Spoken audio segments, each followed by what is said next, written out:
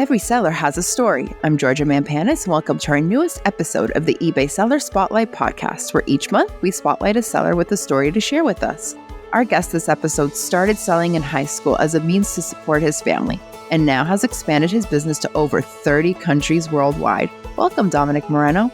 Thank you for having me. Dominic, tell us about your business. What do you sell? Well, I've been selling professionally full-time on eBay for about 5 years now. I sell a little bit of everything, but I specialize and deal in a wide variety of antiques, collectibles, jewelry, fine art, and all sorts of memorabilia. Oh, okay. Tell me more. Well, just about anything you can think of, I've sold it by now, but I personally enjoy connecting people with rare, unusual, and hard-to-find items that you normally wouldn't find anywhere else. What is your most rare find or your favorite one so far? Well, I'm trying to think. I found a silk screen print by a well-known artist called Joseph Albers. I just closed that sale not too long ago, so I'm really happy about that. I'd have to say it's probably one of the rarest pieces I've ever found to date, so that's really nice. And where did you find this? Believe it or not, I found it in a rummage sale. It was about to get thrown away, actually. Oh, so you found a good score. Congrats on that one. So tell me more about when you started selling. Well, if I'm not mistaken, I think I sold my first item when I was 15 years old. This was right around the time I first started high school. And at that time, I was really into collecting Star Wars. I was a huge comic book collector. And so I would say at that time, I would basically just buy and sell as a hobby. Sometimes there were some comic books I really wanted that were above my price range. So what I would do is I would sell a few things in order to buy the one I really wanted. Okay, I'm going to ask you. You're a huge Star Wars fan, you said. Who's your favorite character? Oh, Darth Vader. No doubt about that. I like to think of myself as R2-D2, kind of a hot mess sometimes, but means well and, always comes through at the end. So I love that. I'm a big Star Wars girl. So you started selling at 15, but what was your first ever experience with eBay?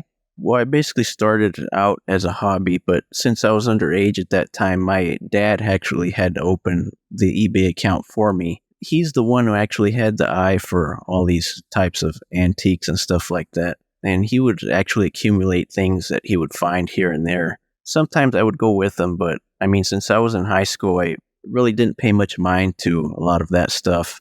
Flash forward to the final year of high school, I just turned 18. I remember very clearly that my dad had asked me to sell something that he had just found. And he actually found this very old Army radio from the Vietnam War. He wanted me to sell it for him. I really didn't know a whole lot about radios, but I said, hey, we'll give it a shot. We'll put it out to bid. We'll see what happens. Sure enough, we put it out for a 5-day auction and ended up selling way more than any of us expected. So that was really nice. Honestly, we were both shocked, and this is when it all changed from a hobby into a future business. How did you know it was from the Army? How did you not know it was just like some old beat up radio from someone's garage? How did you know there was any significance to it? He knew it was worth something, but we didn't know exactly how much.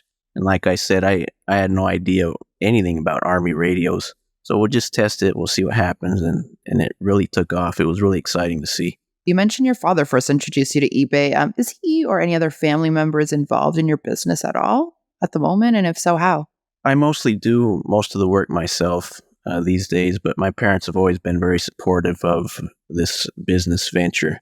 But sometimes I'll admit I do sell quite a few large items, big, large size items. Sometimes when it comes to shipping them, it's a 2-man job. So my dad will help me there sometimes. Also, my mom, she works in the janitorial industry. So through her, I have access to all kinds of different boxes, packing materials, things like that usually get thrown out. Through her, I'm actually able to get all these things and I'll just repurpose them, reuse it for this business. The way I see it, I'd rather use them for something productive than to see them end up in a local landfill. You mentioned you weren't able to get a regular 9-to-5. So what opportunities was eBay able to give you that a regular 9-to-5 could not? Well, my parents worked very hard to support our family, and I would often try to contribute as much as I could. But as you just said, due to financial difficulties, I wasn't able to pursue a higher education. So it became apparent to me that after I graduated high school, I would end up having to find a job somewhere. The opportunity that eBay provided me to have this freedom when it comes to owning and running a successful small business Also, all the interaction I've had with customers, not just from here locally in the United States, but also in other countries throughout the world. This type of one-on-one, hands-on experience is something that I don't think you can learn out of a textbook. So I'm very grateful for those opportunities. You've been doing this since you were 15, and you're still doing it and you're thriving. Are there any skills you have developed after studying thrifting at such a young age? Well, I think one of the most important skills I've developed is being able to see the value in things and basically all sorts of different types of objects. But this is something that, didn't develop overnight. This took years to master. And as I stated earlier, my initial interest was in Star Wars and in comic books. But I came to that realization that if I wanted my business to succeed, I would have to expand my horizon into different types of categories. Basically went from selling comics to selling radios, watches, paintings, tools, even some automotive parts as well. You dabbled in that as well. Yeah. Yeah. So, but I took it one step at a time, though. It's, I think to myself, everyone's looking for that $1 million item that they can retire on. But I mean, realistically, in the meantime, you can sell a lot of $200, $150, even $20 items along the way. So I found that all that adds up pretty quickly. Have you built connections with people that help you identify things like, oh, this is so-and-so, this is authentic, you got to sell this for, a certain amount? Or how do you get that knowledge? Well, I'd say I developed some pretty good research skills. Actually, taking advantage of the research tools that eBay has helped out tremendously. So being able to study up on these different types of objects has definitely paid off in the end, I feel. And what I've found is I feel now I don't have to hustle as much as I did when I first started because I've developed this eye. And basically, every time I leave the house, I'm always finding something. So it's really not that hard to find things to stock up my store. Okay, so I want to hear more about your experience of selling internationally. A lot of people are scared to, or they haven't really dabbled much into it. So tell me about your experience. How has it opened the doors to many opportunities? Well, I think up to date, I've had the pleasure of selling to over 32 different countries now. But it's funny that you bring that up because my dad actually bought me a map of the world with all these different countries. I had it mounted and I hung it up in my office. And basically every time I sell something overseas, I use a bulletin pin to mark that spot. So, I mean, by now that map is full of pins. And I also tease my mom sometimes. Some of these boxes she ends up giving me will probably end up in some foreign country or something like that. So that's pretty cool because, these items and these boxes travel more than I do, I feel sometimes. How has it opened the doors to many opportunities? As I stated earlier, I've been able to connect these potential buyers with items that they normally wouldn't find anywhere else. I've shipped everything from, fine art paintings, sculptures, basically just about anything else. And I've also taken advantage of the eBay's global shipping program that simplified a lot of things. It made it whole lot easier to sell abroad. So it's been a really fun experience. So Dominic, tell me, what is the most exotic location which you've ever sold in?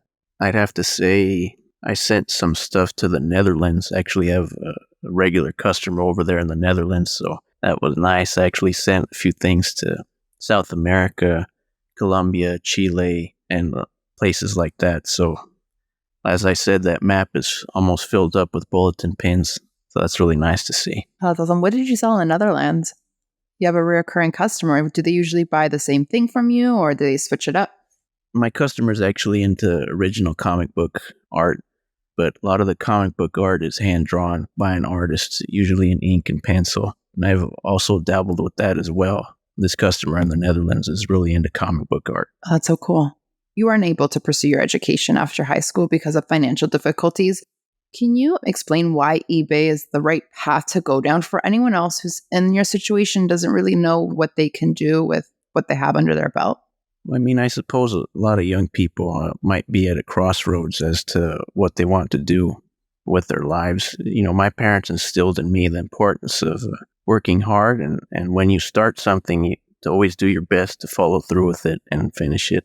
So the best advice I can give is to pursue something you're passionate about. And as I said at the beginning, I started out as a huge Star Wars fan and a comic book collector, and I still am. And I still have a soft spot for these things. And if you're passionate about something, you can almost be assured that there will be other people that are just as passionate about the same things. And eBay helps connect all that together.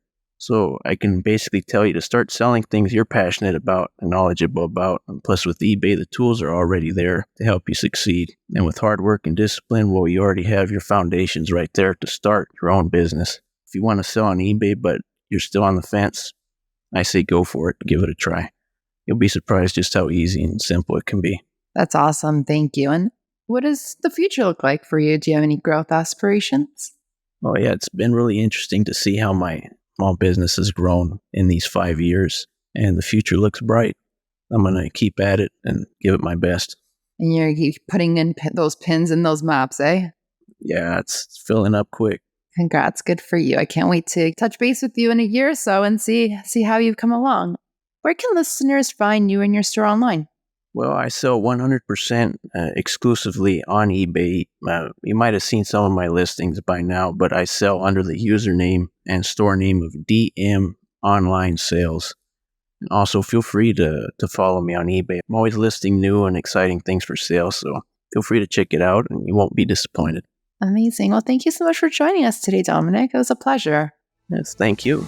Dominic Moreno sells on eBay under the store name DM_online sales. If you're a Star Wars fan like myself, be sure to check out his store as you might find something to add to your collection. We hope you'll join us on our next episode where we'll shine the spotlight on another seller with an amazing story to share. I'm your host, Georgia Mampanis. Jim Griffith is our editor-in-chief. The eBay Seller Spotlight podcast is produced by Libsyn and Podcast 411.